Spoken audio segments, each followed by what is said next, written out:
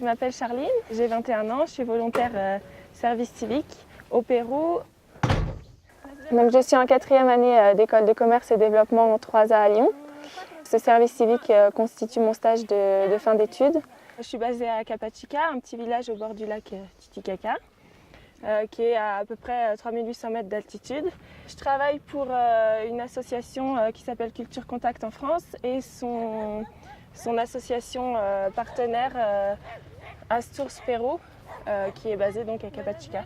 Et ma mission, c'est de donner des cours de français à des familles qui accueillent les touristes et à des jeunes qui veulent travailler dans le secteur du tourisme et devenir guides. Hola, buenos días. Buenos días. Bien. Vamos a empezar el curso.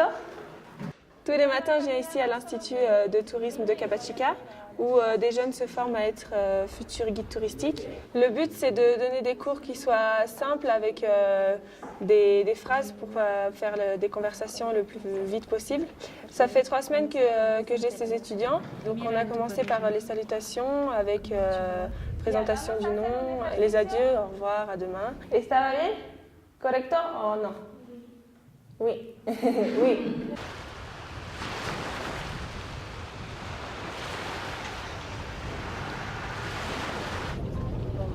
Après avoir donné mes cours à l'Institut de tourisme, les après-midi, je vais dans les différentes communautés pour donner des cours de français aux familles qui accueillent des touristes.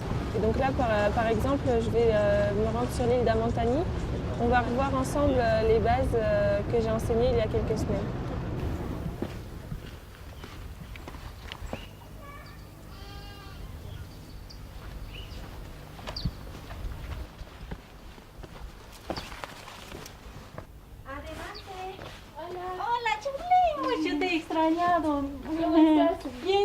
Le but de ce travail, c'est de donner les bases de français à ces familles pour qu'elles puissent échanger avec les touristes. Repitemos todos. Nous allons à la maison. Nous allons à la maison. ¿Y cómo se dice mi nombre es? Mon nom. Mon nom est. C'est une région qui travaille surtout sur l'agriculture et l'élevage. Donc pour avoir un revenu en plus, les familles proposent d'accueillir des touristes dans leur environnement et de leur faire partager leur culture. Repitemos, cuisine. Chambre.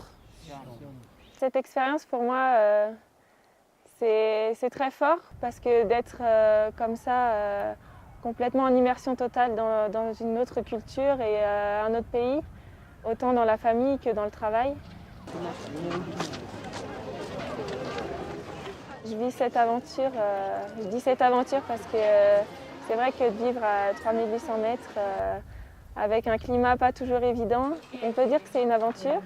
Ça forme au niveau professionnel par la mission, mais ça forme aussi au niveau personnel pour le fait d'être loin, seul et de devoir échanger avec des personnes d'une autre culture. Vivre dans une famille d'accueil, je pense que c'est le meilleur moyen pour découvrir une culture. J'aime beaucoup être avec eux parce que je vois que même eux, dans leur quotidien, ça leur fait plaisir d'avoir quelqu'un aussi ici. Que, du coup, d'avoir un nouvel enfant et en plus différent, c'est pour eux une joie et autant pour moi si je peux apporter ce que je peux.